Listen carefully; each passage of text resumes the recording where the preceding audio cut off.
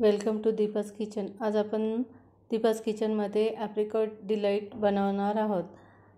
त्यासाठी 15 ते 16 ॲप्रिकॉट रात्रभर पाण्यात भिजवून ठेवले आहेत।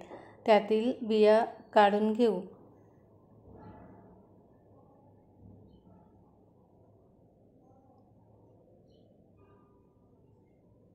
पॅनमध्ये 1 वाटी दूध गरम झाल्यानंतर कस्टर्ड मिक्स करून घेऊ।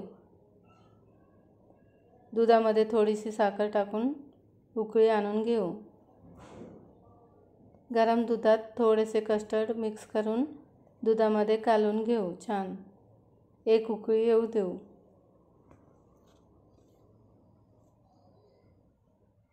थंड झाल्यावर त्यात 1 वाटी फ्रेश क्रीम मिक्स करून घेऊ। हे मिक्सरमध्ये फिरवून घेऊ। ॲप्रिकॉटच्या बिया काढल्यानंतर त्यात थोडेसे पाणी टाकून त्याचा गर काढून घ्यावा। थोडासा गर निघतो।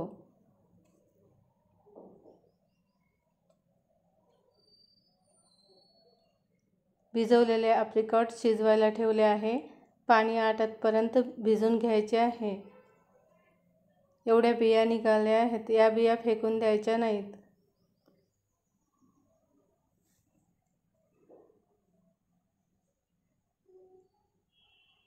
अर्धे पाणी आटल्यानंतर त्यात थोडीशी साखर टाकून घ्यायची। थोडी साखर कालवायची। ॲप्रिकॉटसुद्धा गोड असतात व आपण पुन्हा दुसरे पदार्थसुद्धा मिक्स करणार आहोत, ते सुद्धा गोड असणार आहेत। ॲप्रिकॉटच्या बिया फेकायच्या नाहीत। त्या फोडल्या तर असे बदाम निघतात, ते तुम्ही खाऊ शकता।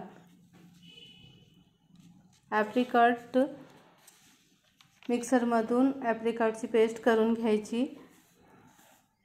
1 वाटी कंडेन्स मिल्क घेतले आहे, ते मिक्सरमधून फिरवून घ्यायचे। अशा प्रकारे त्याची स्मूथ पेस्ट तयार होते। 3 ब्रेडच्या कडा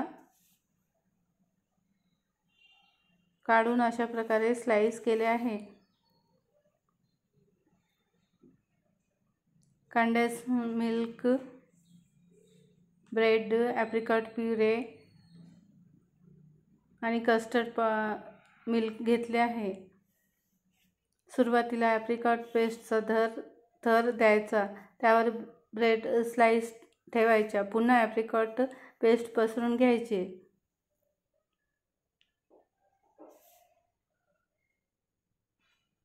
त्यावर कंडेन्स मिल्क पसरून घ्यायचे। छान प्रकारे पसरून घ्यायचे।